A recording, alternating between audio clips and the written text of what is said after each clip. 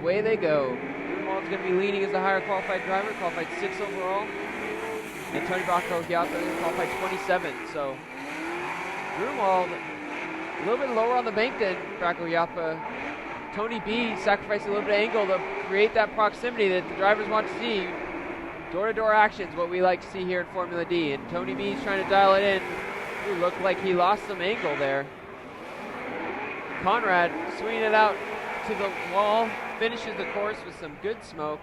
I think a pretty smooth run for Conrad. A little bit shakier run for Tony B. Yeah, pretty much it looked like a really good qualifying lead run. You know, Conrad, he had a really good line.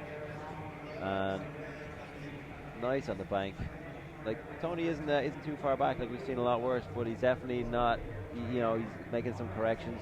Conrad's right up there, and look at this, nice out, nice, good and wide into the infield. But Conrad runs out the other clip, nice and clean. Tony has an issue here. I don't know whether he's misshifted or something's going on. Definitely lost a lot of momentum. So didn't completely straighten, but yeah, almost came to a stop. But I think all that 1,000 odd horsepower he has came to his aid and just nailed it. But great run by Conrad, textbook, pretty much, and Tony had a few corrections and definitely lost momentum down there. Seen a good pony car battle. The Mustang on the right from Tony B against the Camaro on the left from Conrad Grunewald. When we think of Mustang drivers and Camaro drivers, probably not the first two drivers that come to mind in this series, but definitely two guys that are familiar with each other, both hailing from the NorCal area. Both of them are driving instructors at racetracks, so they a little bit more familiar than the rest of the field, that's for sure. But here we go with the second half of the battle. Tony B is going to be leading. Conrad's going to be giving chase. Tony B with a little bit better initiation this time than last time. Staying high on the bank, making those Yokohama tires squeal. Here we go, coming down off the bank, touching the tire on the line, but I think he's able to stay inside the line. Conrad sucking into him.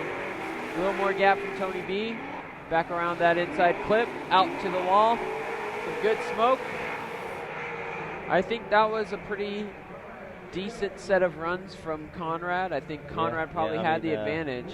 I think so. Tony actually was on a really great lead run here, but his chase run might be what hurts him here, because Conrad was really good on the chase, but Tony pulled some distance, but I think Conrad's actually able to make it up towards the end of the bank, and Tony's on the infield was awesome. Like, there's their tire on that yellow line, which is what the judges want to see, and it's so hard to do because visually it's hard to get your car there as a driver, but Conrad is not putting too much pressure on Tony, but he's thereabouts, and a good, clean, smooth run as opposed to Tony B's chase run, which I think is probably what's going to be the deciding factor here. No huge mistakes, but definitely some corrections in the bank from Tony, and a definite loss of speed and momentum in the infield.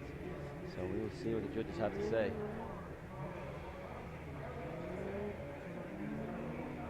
So the driver's going to wait the decisions. Judge is going to try and figure out what happened. Again, both runs are judged as a whole.